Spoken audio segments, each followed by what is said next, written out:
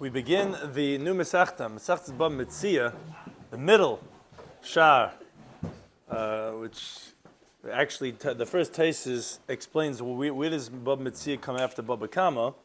So Taisus says, since the last thing we learned in Bava Kama, Daf Kufir Tesam and Af and Agozal Basra, was actually pretty hard daf, was regarding the division of the sawdust of the carpenter and the one who is contracting him, the balabayas, which we said that depends on what type of tool. If it's going to be the employer could keep it or the employee could keep it. So here also our Mishnah starts with halachas of chalukas of divisions. Now Taisus says even though we know a famous concept that by two mesechtas there's no seder for the Mishnah, and there is an opinion that holds that all of Nezikin is not one mesechta. So then, what am I? Says Taisus asking himself, what am I trying to explain? Where does this Mishnah come after? Where does this Masechta come after the previous Masechta? He says that's only regarding the principle of machlekes v'achkach stam. When you have a Mishnah that brings it as a machlekes, and then a later Mishnah says it like anonymously, because the Rebbe didn't learn in order. It's just how the students wanted to learn. So therefore, you say it's not necessarily that indicative that when it's a different Masechta, that it's going to tell you regarding machlekes v'achkach stam. It could still be the halacha like that opinion that's not like the Stam Mishnah. But when he put together the Mishnayos, he puts it together in a certain order. And therefore every Masechta has to have a reason why is it taught after the previous Masechta, as the Gemara is medayik like this in the beginning of Masechta Shavuos, beginning of Masechta Saita, and therefore there is a theme, and the theme over here is Yachloiku. That was the last sugya in Masechta Bava Kama, and that's what we begin over here with Yachliku, which this discusses regarding Metzias, things that are found, which that obviously goes into the famous second paragraph of Metzia regarding Elu Metzias, and that's where we start off with things that are found, and which, as Taisus described, is regarding the halachas of Yachliku, which how do we divide these items? Shiz goes by the Kazakh and Cheskel, turn to the Daf Chaim, Bishop turns to today's Daf, should be schos v'chein they saw throughout the entire world. Some discussed in today's daf are the halachic principle of chazaka. So chazaka is that one is the presumed owner of anything in his possession. That's what's known as a chazaka. Now, hence, that's the principle that many people are asking in many previous shiurim of amitz mechavel baraya. Well, so therefore, it's not so simple, like we said. It's not every time whoever's trying to collect. It's based on the principle that this guy has a chazaka. So then the other guy is a mitzi, so the onus of proof is going to be on him. Now, our Mishnah opens up this first pair called Shnei Moichsin, so you have two people holding on to a talis. Anan sahadi demaided tavas haidedehu. Maided tavas haidedehu, very importantly, is that we testify whatever this guy's holding on to is his, whatever this guy's holding on to is his, and the halach is going to be, and we'll explain in the Gemara why would that be, yachleiku b'shavua, that they're going to divide the talis with an oath. Each one's going to swear to a certain effect that it's his. Now the Gemara, however, contrasts this with several other cases of disputed ownership, which is exactly what we're talking about in Mishnah, where we rule differently. And the Gemara is going to try to contrast that, including Chemeni al Pinkasei, when a guy tells a store owner, he says, look, my workers need to get paid, go give them merchandise, give them free food, whatever it is, and bill me. And he writes down that he paid the workers, and the workers swear that they didn't get, so they both go and collect from the owner, and the Gemara is going to discuss why that's a different halacha than our Mishnah. And so you have an ox that gored a cow, and you find the fetus there on the side. We're not sure when did the ox gore it, when it was pregnant or after it had already delivered, and it would delivered a dead baby. Why we're there regarding that suffix do we say, again, differently than our Mishnah, that we say the halacha b'yachleiku. Some of the other important terms of concept today's daf are re'i behefker lekani, that when someone sees something by an ownless item, just seeing it is not going to acquire it for him. Halach of suffix, but remember, what do we do when we have doubts regarding purchasing, where two people went and paid money for a certain item, and each one's claiming he's the one that it was sold to? What's the halach over there? Maman amut b'suffix, regarding when you have a money that's in a doubt, the halacha is cholkim leishvua, and how do we go ahead and resolve the halacha of our Mishnah, that we say that this doubtful talis we split with the shvua, and the concept of dar d'main, which actually is machlekes Rashi and Taisus. What does that actually mean, as we'll see at the end of the daf? So we begin the current daf, first daf Beis, where the Mishnah opens up Shnaim Eichsim b'talis. Two people are holding on to a talis. Now, Rashi points out the word Eichsim is specific over here, that they're holding on to it, because when you're holding on to it, that means they both are muchzik, which is very important because halacha tells us that what you are holding on to, we presume is yours. Because how do I know that kapot is yours? Maybe it's mine. Maybe you're wearing my jacket. We say, no. We say, look, whatever you're holding, we're presuming is yours. Now, that means to say, in this case, neither one has any more power than the other one. Because, as Rashi explains, if this talis would be in the hand of one of them, the other one would be a moitzi mechaveroi, and the onus of proof with witnesses would be on him, and he wouldn't be believed to take it with an oath. You swear from today till tomorrow, and you're not getting my talis, my jacket. So therefore, it's specifically shneim oichzim betalis. Both of them are holding on to the talis. Okay, but that's not the end all. What are they saying? So it says the Mishnah, this guy's saying, I found this talis. This guy's saying, I found the talis. Moreover, this guy's saying, it's all mine. And this guy's saying, it's all mine. The Gemara is going to explain why is it repeating a different refrain. It's the same thing. I found it, you found it, it's all mine, it's all yours.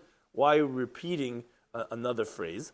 But be that as it may, says the Mishnah, Zeg Yishava. So this guy swears, and the Gemara is going to explain on the next daf, why are we making an oath over here? Where does an oath come in? Why do we have to swear?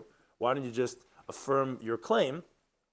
But either way, the Mishnah tells us that he has to swear, she'ein lo, it's very interesting wording, and we'll explain that wording, she'ein lo ba pachos mechetzia, that he doesn't have in this talis less than half. He's not swearing it's all mine. He's not swearing half of it is mine. He's saying, I don't have in it less than half. And the other guy swears, I don't have in this talis less than half. And again, the Gemara is going to explain, and usually you're in trouble when Rashi keeps saying the Gemara is going to explain, There's a lot of questions over here that we'll see on Daf Yomi Beis, that why did they institute such an interesting terminology for the oath? Like, I don't have less than half of this. But be it as it may, the halacha is, after they each swear, I don't have in this less than half, then v'yachloiku. Then they divide it, which the second case in the Maseh v'yachloiki says, why is this different than the case of a boat? The Gemara in Bava Metzia Daf tells us, Kol da'om gevar. Yeah, let the strongest man win. We don't know what's going on over here, so whoever is stronger takes it. So it says, no, and this is very important. It says, oiches in the shani.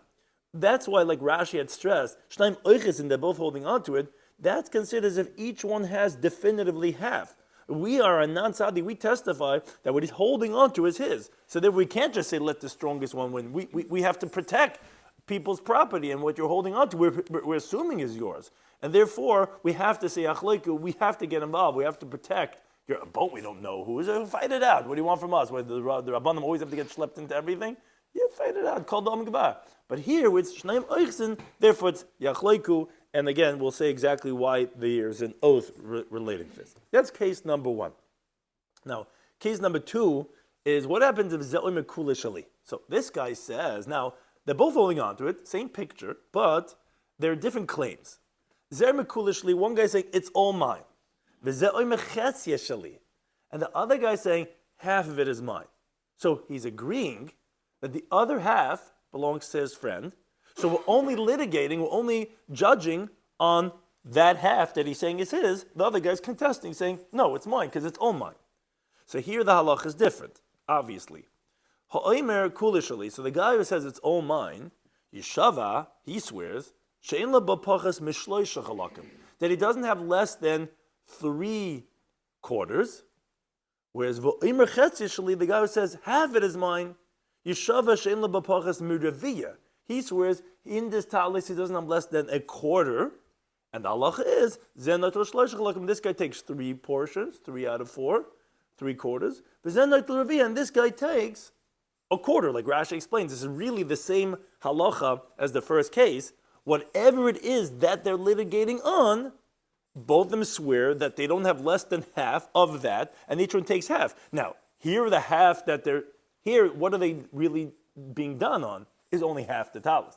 The other half he's agreeing is that guy. So when that's not what is being discussed. It's the half that I'm saying is mine and you're saying it's yours. On that half is what we're having echleiku. So it comes out, you get that half that I'm agreeing to plus the half of this half, which is a quarter, which is 3 quarters, and I get half of this half, which is going to be 1 quarter. Still a Mצי'ã. Still a Mצי'ã. Yeah. Pashtus, yeah. Now, Taisis and Div Masel Bezenet Revia, he asks a very good question. He says, wait a second. Why don't you believe this guy? I'm trying to pick the ones that are the simplest I did, but are very, very salient points for this Masechta. He says, why don't you believe him that the half is his with a migui? Migui, we know, is one of the biggest conversations we have in these Masechtas. If he wanted to, he could have said, Kula Shali.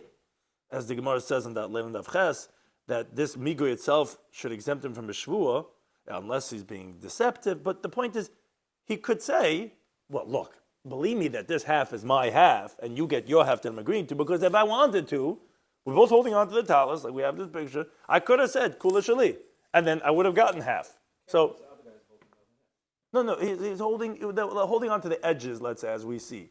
We'll see in the Gemara. Let's say it's like this picture is illustrating. They're both holding on to, let's say, the edges. And he's saying, Kula Shali, and he's saying, Chetzi Shali. Oh, so he's saying this guy gets 3/4 and this guy gets 1/4. Why? Believe me that the half is mine, that I'm saying it's mine, because I could have said, it's all mine. And then what would have the halacha been? You would have gotten half, I would have gotten half.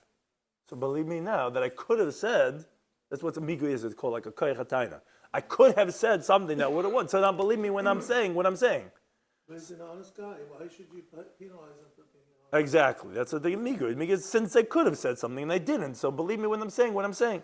So a very important principle. The Rivam says, migula haitzi lo yamrinan. You don't say a migui to extract from someone something. So the second half, this guy is muhsik just like this guy. So I can't say that I could have said something which even my half, this guy, the orange guy, I can't say that migu I could have said to get this half. Because this half, this guy's muhsik, which is a very important principle. Again, obviously you can go lamdas and lamdas, but that the way Tais is saying from the Rivam is that, no, he's muhsik in my half just like as much as I'm muhsik in this half. So it would be a migu lahaitzi, it wouldn't be a migu lahachzik, it wouldn't be like, let me maintain my half. And therefore that's why it says Tais, you don't say a migu. Continues the Mishnah. There were two people riding on an animal. One guy was riding the animal, one guy was leading, very appropriate for other time. One guy's leading and one guy's riding. This guy saying it's all mine, this guy saying it's all mine. Okay, same halacha. This guy swears he doesn't have less than half, because that's what we're doing. We end up giving each one half. This guy swears he doesn't have less than half. Which Rashi says, what are we adding on over here? This is the same thing as Shalim Urchs Metalis. It's just teaching us that the guy who's riding, the guy who's leading, both of them are equal to acquire an animal that is hefker. And it's just, so therefore it's just illustrating that case of riding on the animal and one guy leading him to say that they have equal tinus, and therefore they're going to be yachleiku. Now, the Mishnah ends off by saying, Bisman shehem maidim, but at a time when they agree, which the Gemara Daf Ches is going to explain, that what we're teaching over here is the halacha, as we'll see over there, Hamagibiya Metzila Chavera Kana Chavera, which is a controversial halacha. But if you pick up a lost object that you found for someone else, saying, hey, this guy could really use this beach ball, I know he loves going and he's playing beach ball, and I'm picking it up for him, that friend's going to be kind of it. And that's what you learn out from over here, that when they're both agreeing, because essentially, as we'll explain over there, what does that help? It's because that making it like as if when you picked it up, you did it for him and he did it for you. That's what we'll see in the Gemara over there. But when they agree, or maybe when there's witnesses, that the witnesses see that this guy has half and this guy has half, then we don't have to, we split it without an oath, because we have witnesses testifying to this effect, or they agree to each other that it's each one has half. So then it's going to be divided without an oath. And again, there's no chiddush inherently there. Of course, if they admit if there's witnesses, Yichak B'Yishvur. That's what Rashi tells us, that the Gemara Daf Ches is going to teach us. It teaches us a secondary halacha of a Gbi Metzila Chavera that Kana Chavera. Okay, now the Gemara asks a technical question on our Mishnah. That we said Shnai Merchs Metalis. We said this guy says I found it. He says no, I found it. He says it's all mine. He says no, it's all mine. Says the Gemara, why do I need to teach that this guy says I found it? This guy says no, I found it. And then it says, this guy says it's all mine. This guy says all mine. Listen to Chada. Say one phrase. What's the repetition? What's the redundancy? What's the purpose of saying the same idea in different words? Says the Gemara, no, Chada Gitani, it's one case. Ze'oima ani mitzasiyah. This guy says, I found it, and therefore v'kula shli, it's all mine. V'ze'oima, and this guy says, no, ani mitzasiyah, says, I found it, v'kula shli, therefore it's all mine. So the Gemara says, well, what's the purpose of that? V'listen ani mitzasiyah, why don't you just say, I found it, v'nayadana, the kula shli, and of course I will know that means it's all mine.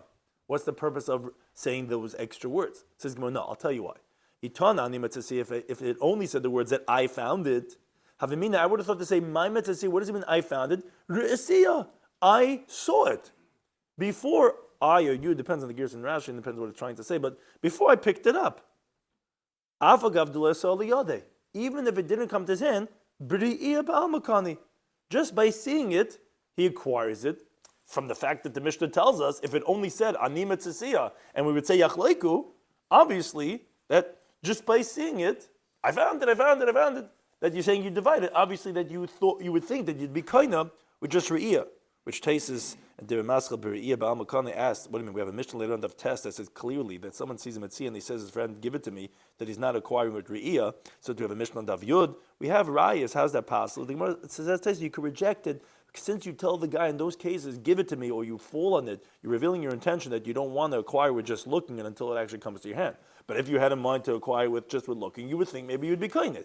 Tana kula shali. Therefore, we had to say the next refrain of "it's all mine," meaning with a full-fledged chazaka because I picked it up first, and you're trying to grab it from me once I already acquired it. That's what the Mishnah is teaching us. Know that because debri'iyah loikani, with just looking, you're not going to acquire. That's why he needed to say kula shali, because if you just said animat to see, you would have thought to say it means just by looking at it and you found it, it would be yours. That's the Mishnah has to tell you that no, which tastes the Master Dibri Ibam says, the Gemara later on Daf Kuf Yitches actually says when you have a hefker item and you just look at it and you stare at it, you actually are kaina.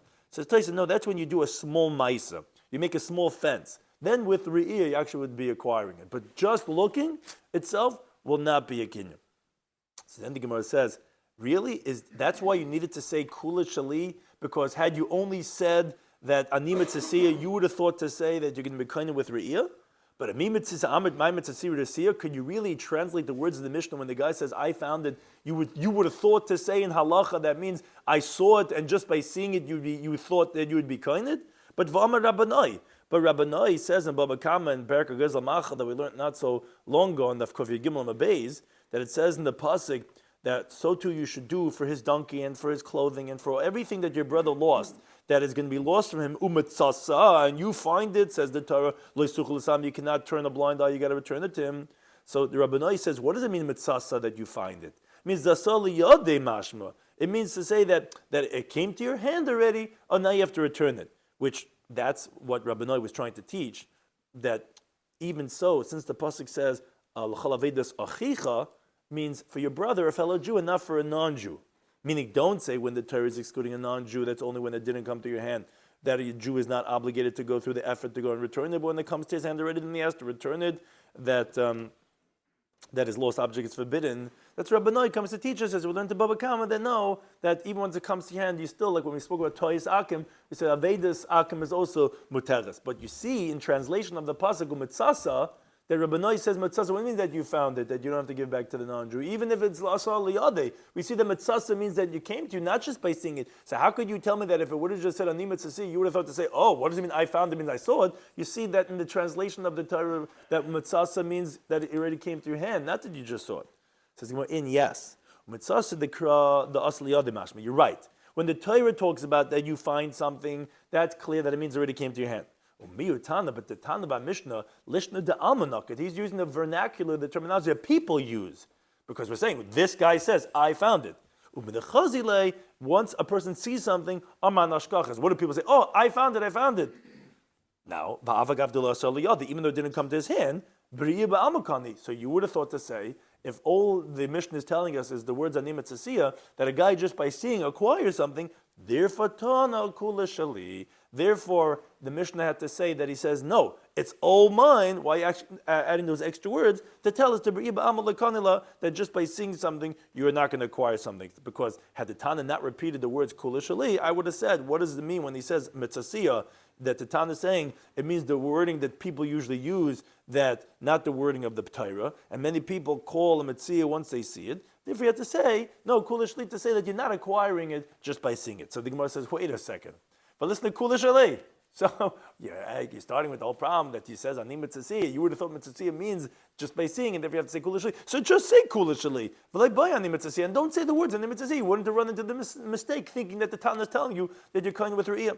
So well, you're right. That would help for this Mishnah. But Itana Kula Shli, if all that he said was it's all mine, I would have said Ba'alma Diktani Mitzasiyah. Then in general, anywhere in Mishnayos that it says that a guy who finds a Mitziyah acquires it, I would have thought that to translate those Mishnayos, B'riya Ba'almakani, that you're we're just looking at it, because no Tana anywhere tells us that you don't acquire it only by picking it up. Tana is different. Our Mishnah, they did the chesed to say, first Ani Mitzasiyah, and then V'hadu Tana Kula Shli, and then again to repeat the words, it's all mine.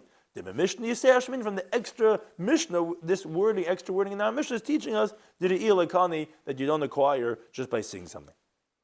That is the pshat the Gemara is trying to give to explain why does it say both terminologies of Ani Mitzasiyah and saying Kula Shali, to teach you that Mitzasiyah would not be just by seeing, it's only by picking it up. The problem with this interpretation of Mi Mitzasiyah, can you really say that these two refrains are one case that we're discussing as we're explaining? But it says Zeh individually by each case. It says Zeh Ani Mitzasiyah, this guy says I found it, and this guy says I found it. And then it says Zeh Kula Shli B'chul. This guy says all mine, this guy says all mine. So by Mitzasiyah the Tana says Zeh Omer, and by Kula Shli it says Zeh Omer. If it was one case, the Mishnah should have said Zeh Omer Mitzasiyah V'Kula Shli. What are you saying? It sounds like it's a different case, which the bottom Taisa says. There are places in Shas that the Gemara does ask this question. There are certain places that it doesn't ask the question. But here the Gemara is asking the question, saying, if it's one case, you shouldn't have said another Ze'omer. So therefore it sounds like it's not the same case. It sounds like it's different cases. So we have to fall off the pshat we said till now. And then some say Kedi, either that's his name or that means without attribution of who said it, that you're right, it's two different cases. Reisha, the first case of Ani Mitzasiyah is b'Metzia, is by when you find an object. The Seifa, when this guy says it's all mine, this guy says all mine, is b'Mekach u'Memker, is regarding buying and selling. Which this guy is saying, I bought it from this guy, and this guy is saying, no, I bought it from this guy. Which Rashi, which Taisa disagrees with this on Amud Beis, Rashi says this halacha is specifically by buying something. That's where we're going to say the halacha of our Mishnah, which is the halacha that we said, that they swear, and yachleiku, you divide it with an oath. Why? Because you could say that both of them really bought it, and the seller was really agreeable to both of them. But if, let's say, this guy says, I had woven this garment, and this guy says, no, I had woven this garment, then you would not do a chalukah, you would not divide it, because for sure one of them is a deceptive person, because it can't be both of them wove the same garment. And there, says Rashi, the halach would be, would just be left till Yah Nabi would come and verify. Taisa Amud Beis disagrees with that. He says that actually, we would not say that. We actually would say Yachliku, because that would definitely separate them. If you had to be Yachliku with a Shvuah, it would have them separate. But be that as it may, this is two cases. One is a Metzia and one is Mekach and Memcha. Deal with the fact that one of them is for sure lying. Which case? By What? right. So Taisus, right. So that's what Rashi says. No, Rashi does say that. And how does he deal with the fact that he's forcing a shul on somebody that's for sure? The whole point. No, so Rashi says not like that. You mean Taisus. Rashi says that by Anir Aktia, when the guy says I wove it, the halacha is that you don't make the shvur because one of them is for sure Ramai. And we're going to see this discussion on Amud Beis in the Gemara, but therefore you just leave it till Yom Never comes because we don't know who actually did the weaving. In contrast to selling and buying, as we're going to explain on Amud Beis, the halacha is it could be that both of them did, so to speak, buy it. The seller wanted to sell it to both of them, so okay, like I'm selling it to both of you. So it's true, no one's lying over here, and therefore then you'll be achliku b'shvua, but not in contrast to hanir ktiyah. Now, says the Gemara, tzricha. So why do I need two cases? Okay, one case is by Mציעא, one case is Mekach Memcha. But what's the purpose of having two different cases talking about the same halachic principle? Says the Gemara continues to Amud Beis and explains why. The itan Mציעא, had we only said the first case of ani mitzvah of I found it, I would have said Mציעא hu derdamer rabbanon shvuah. Yeah, by a found object, that's where the rabbis impose an oath, which that's really the halacha of our Mishnah. Besides the yachleiku, is the yachleiku b'shvuah, is that you have to divide it with an oath. Why would we say you have to swear by a found object that it's yours? Because the guy instructs himself, meaning he's rationalizing, and he's going to say what we call in the parlance, we call it moira heter. He's going to instruct that it's permitted for himself to grab onto it without halachic permission. Why? Because he's going to tell himself, my friend is not losing at anything. This came to him for free. He didn't even put any effort. He was walking and he stumbled upon it. So he's going to tell himself, Ezel Itris, I'm going to go ahead and grab a hold of it. This bulk by day, I'll divide it with him. So therefore, the Torah tells you, no, put a shvu on him. That no one's going to want to do a false oath. And therefore, that'll stop him, that'll separate him from trying to steal what's not his. But the reason why we needed the second case of Zemakula Shali regarding buying something, you cannot say this, meaning, as Rashi explains, even though this guy also paid money to the seller, as we're going to explain later on, that the seller actually took money from both of them, one willingly, one forced him, but when you say Yachlaiku, that this guy takes half his money back and this guy takes half his money back also, so why can't you say there also he'll be married to himself and say, hey, this guy's not losing anything because he's getting half and he's only paying half? Even so, Rashi explains it is a loss to that buyer, because if he didn't need this object, he wouldn't have gone to the store and put in the effort to go buy it. This guy who's coming to divide it and to give half the money is making him lose out shaloi kedin. So there, where you cannot say it's no loss, by Mציעא you could say it's no loss. Here you can't say it's no loss. I would say that they didn't require him to take a shavua. Therefore, he needed to say also the second case. Now, the other way around, had we only said the second case of Zemakula Shali, which we're explaining is when two guys are trying to buy an item, maybe over there you could say logic the other way. You could say, maybe that's where the Rabbanan imposed an oath on each party. Because no, to the contrary, there he's going to be married to himself. And he's going to say, look, my friend gave money, and I'm giving money, meaning, as Rashi explains, I, at least at this point of the Gemara, I also want to give money. Now that I need this item that, yeah, maybe he really bought, but I'm going to take it, and let my friend go through the effort and go find and buy it somewhere else. He's not losing out. So I bought it, right? But by a found object, you can't say my friend should go find another Mציעא, someone else. You can't find something. It's a finding for a reason. So that's for sure causing a loss of money. I would say, okay, you don't require a guy to swear because we're not suspecting you in that type of situation to do such a thing. So tzricha, they have to say that no, even over there, again, the person might be married to himself, and that's really the purpose of a shvuah. The purpose of a shvuah is to help you stop, refrain, say, hey, a second, you're going to swear with God's name right now. So, okay, I'm not going to do such a thing. So therefore we needed to say both ways, both the case of Mציעא and Mekrememka, because either way you would have had a svara to say maybe only this case is the case that is married heter, and he's going to take it even though it's not his, and therefore we're going to impose a shvuah to help you refrain. That could go either way. Now, says the Gemara doesn't understand the case of Mekach Memcher. How does this even work? Mekach Memcher, you're telling me regarding buying. Why don't we see who did he take the money from? Meaning, like Rashi says, ask the seller, who did he get money from? Which the Brisa teaches in Kedushin Havai and Gimel Beis, that the owner of the object is believed to say, I sold it to this guy and to this guy didn't sell it. Now, as Rashi addresses, even though the Gemara there concludes and says, when do we believe the seller is only when the item is still in his possession? But if he already gave the purchased item out, he's not believed because he didn't pay attention so much to remember, since both of them were trying to pay for the set price, he doesn't really recall that. It's only when it's still by him, then he has to pay attention. So how could we say over here, ask the guy if the object is already in their hands? So that says Rashi, the Gemara over there tells us that that's when he takes money from both of them. One willingly and one forced him to take the money. Since it's not imposed upon him, because he has the money ready, so he's not so careful to remember once they leave which one gave it willingly, which one forced him to take it. But when he didn't accept money but from one of them, then he does recall. And at this point of the Gemara assumes he took money from one of them. So, of course he knows who paid him. So go ask the Meicher. This guy's saying, I bought it. This guy's saying, I bought it. Or go to the seller and ask him. Says Gemara, Lo tzricha, no, it's necessary. We're talking about denaka metavayu, where he took money from both of them.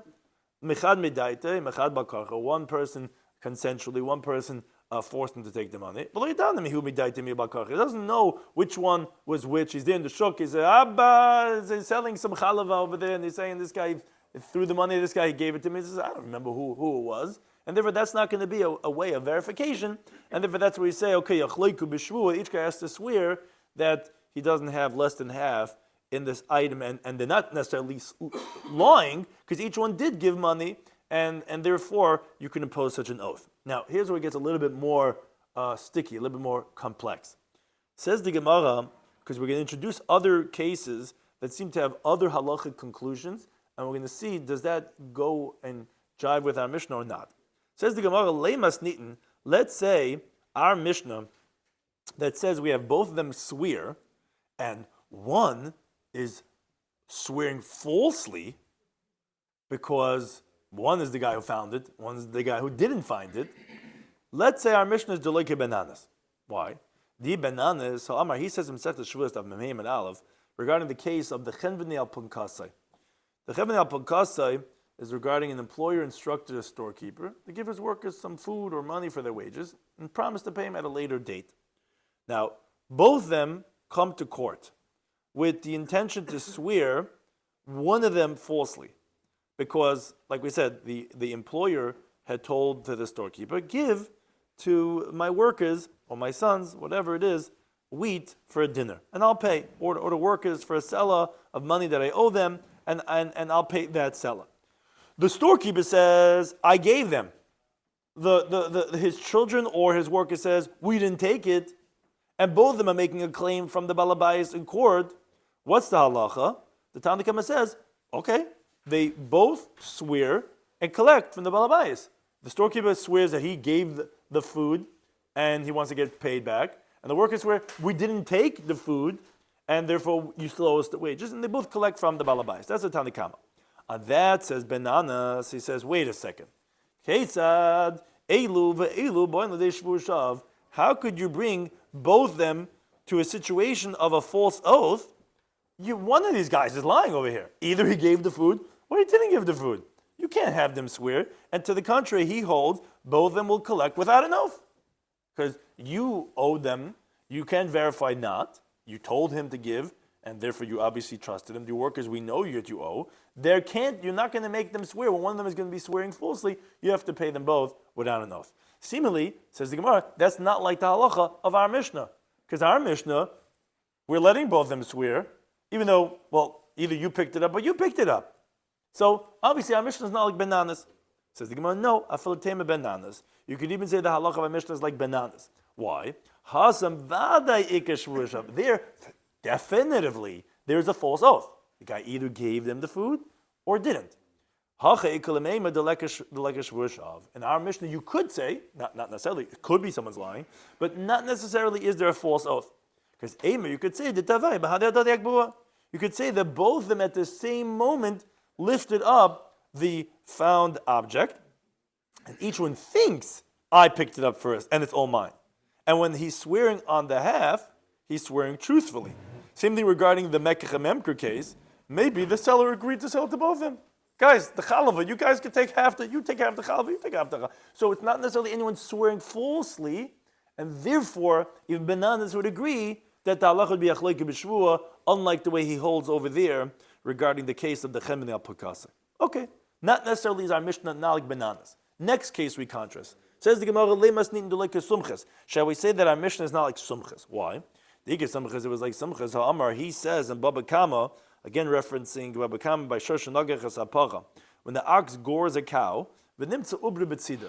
So you see, they come later. There's the yellow tape all around. There's a goring over here. And they find a dead fetus at its side. Now we don't know if the cow miscarried after, as a result of it being gored, and it's the ox's owner that's liable for the fetus, or did it miscarry before it was gored, and he's not liable for the fetus? We don't know. We see a dead cow with a dead fetus there on the side. What is the halacha? So Sumcha says, Maman hamutal besafik. So when you have this money, which is the status of the fetus, which we're not sure about what happened, Cholkin, you divide that damage below shvuah, without an oath. You don't have anyone swear, I swear that it was like this, I swear like that. You just divide the damage of the fetus because you don't know, was it the mazik of the shar, was it not? You just divide without an oath. Now, our Mishnah says, when we have a mum and a muta b'safik, we're chalkin b'shvuah. Each one has to swear. Sumcha says, chalkin b'lo shvuah. Seemingly, Sumcha is not like the halacha of our Mishnah. Says the Gemara, wait a second. Ve'elamai, so what do you want to say? Who would our Mishnah be like? Not like Sumchis that says that when in doubt we divide disputed sum without a shvuah. Rather, you would say it's like the Rabbanan. But what do the Rabbanan say over there in that Mishnah, in Baba Kama? Ha'amri, they say, ha'moitze mechaveroi, the burden of proof when you're trying to collect. Allah of haraya, you have to bring witnesses, and if not, you cannot collect anything. Wait a second. How do you say in our Mishnah that you're going to be able to collect half if you swear? What does swearing have to do with anything? Swearing doesn't help you collect.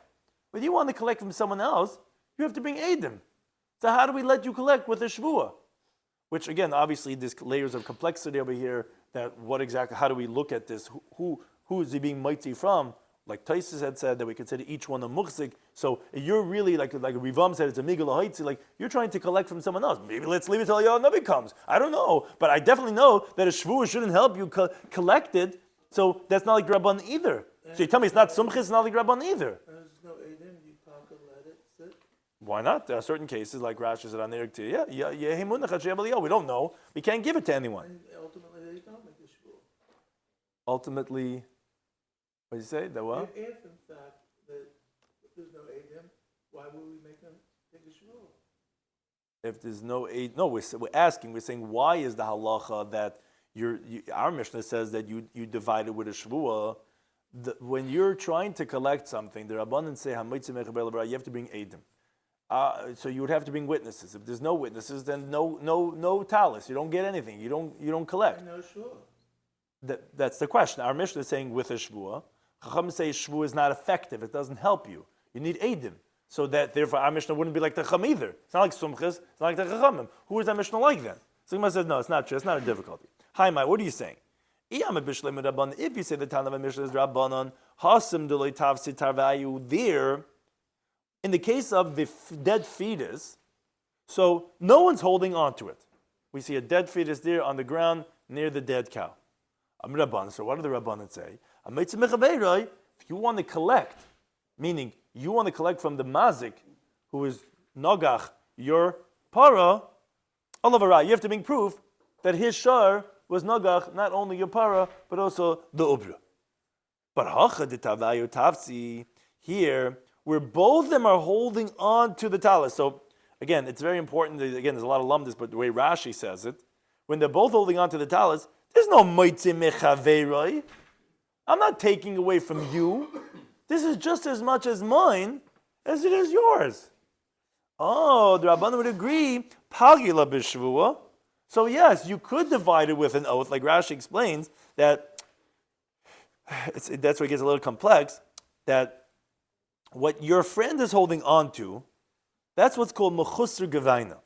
It's lacking collection, because this guy is grabbing all of it. It's not whatever your fingers are touching, which we'll get to that also, but you're holding on to the whole talis. And this guy's holding on to the whole talis.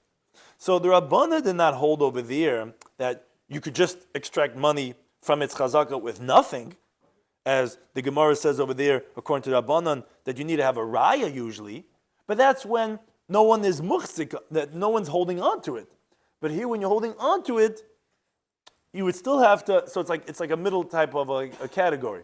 You don't need to have an eidim because I'm also holding on to it. So I'm not being mitzi from you. On the other hand, you can't say that he should get to divide it with nothing because I'm lacking collection because he's also holding on to the whole thing. So therefore the Rabbanan required a shvuah. So according to Rabbanan, it wouldn't be difficult because it's like a middle type of a case. It doesn't require eidim because that would only be when I'm not holding on to it and I want to collect it. So I'm being mitzi from you, who you're the muchzik, you're the cheskes marikama, you're the owner, whoever it is, or the guy wants to collect from the mazik, that you would have to bring a raya. At the same time, although you don't need edim, but you can't say that you can collect it with nothing, says Rashi, because ultimately he's also holding on to it. So how am I supposed to take it away from him? So that's what we say with a shvua. That would make sense according to Rabbanan. But Eliyamrit Sumchas, but if you say the Mishnah is like Sumchas, so I don't understand. Hashta Mahasim, if we say over there, in Baba Kama, Duloi Tafsi Tarvayu, that they're both not holding on to anything, but only one of them, meaning the original owner is like, so to speak, the muhsik, or meaning the mazik is the muhsik. Still says Sumchas, Cholkim B'lei Shvu, you divide it without an oath. So Hacha the Tavaya Tavsila, so here where they're both holding on to it, like Kashkin, isn't all the more so that you should divide it without an oath? Because there, the guy's not even holding on to anything. And still you say, we don't know. We don't know the halachas. We're going to divide it without a shvu. If you're really going to divide it, you don't say Mitzvah Mechel B'rayt. No, I don't say Mitzvah Mechel B'rayt. I say Safek, it's Cholkin. And he's not even typhus anything. How are you giving this guy a right to collect the hezek of the fetus? Like, what gives you the right? Yeah, we don't know. So for sure, be here, we don't know. And the guy's holding on to it. For sure, he's without a shvu. And yet our Mishnah says you need a shvu. Which takes us into Maskal Hassam actually says, over there, it's even talking about that it's in the swamp, and still the Rabban hold a mitzvah mechaber levaraya, but I thought no one's holding on to it. It says, yeah, but one of them is called Tafis because of Cheskes Marikama. He's the original owner. And some of the gears over there, the Chad Menayahu, but be that as it may, the Gemara wants to say a Kal V'chaimer, if Simcha says over there when no one's holding on to it, still you say, for sure, when they're holding on to it, it gives them greater rights. For sure, you should say cholkim, and we don't mandate a shvua. So similarly, our Mishnah is not like sumchas. Says Gemara, no. Afilatema sumchas. You could even say the time of Mishnah is sumchas. Kiyama sumchas. When did sumchas say his halacha that you're going to make the division without a shvua is by shema b'shema? Is when this guy says maybe and this guy says maybe, which was really that case in the Mishnah in Baba Kama.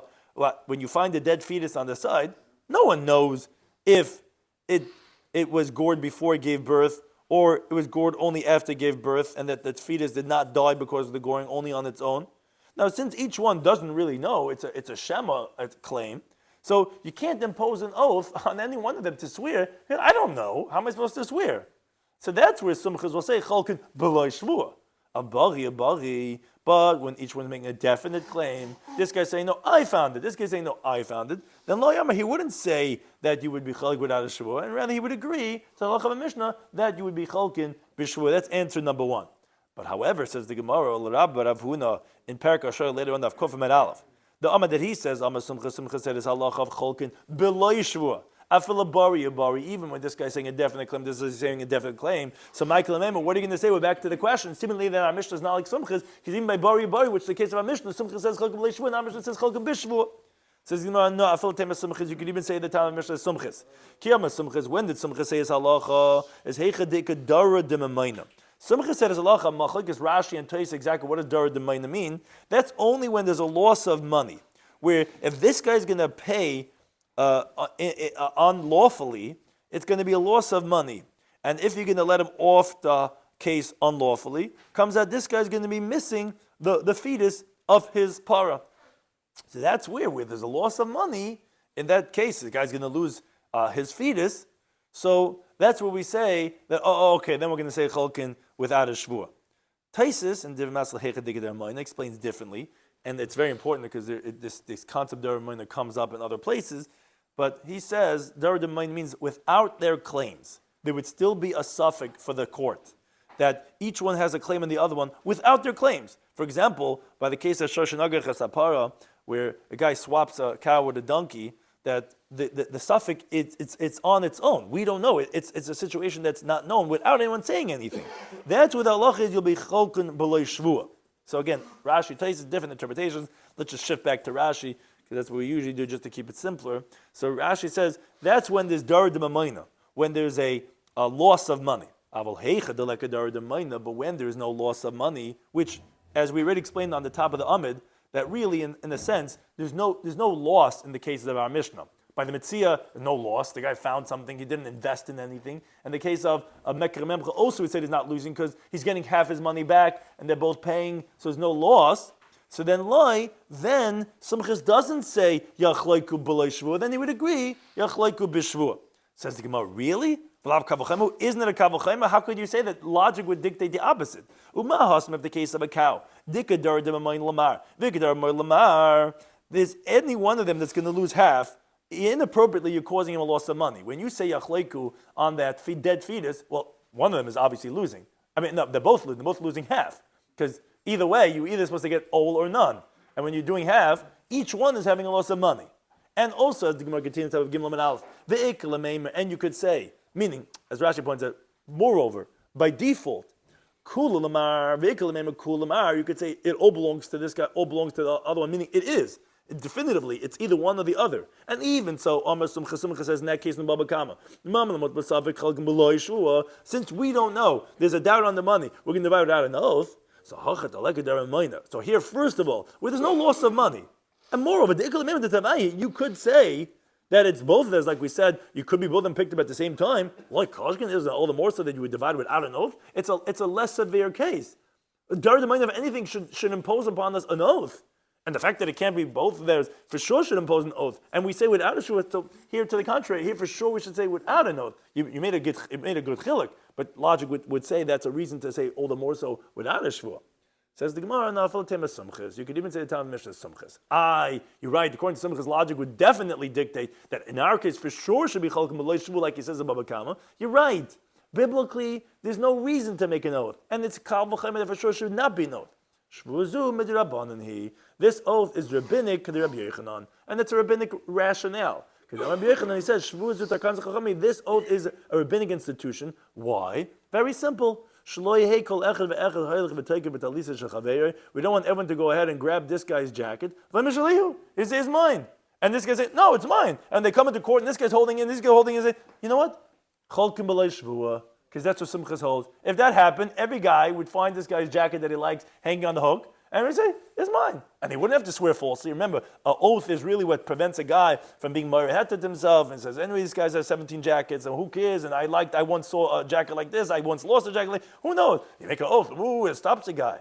So therefore, that's what's going to be chalkin bishvu, and Sumchas would agree to that. You're right, generally, when we have a suffix, that's a moment of a suffix, you're right, he holds chalkin b'lei shvua. Well, we're not imposing an oath. But here, very simple humanistic reason why we don't want everyone to go grabbing, and that's why even Sumchas would agree would be chalkin bishvu. Thank you to any time for hosting us.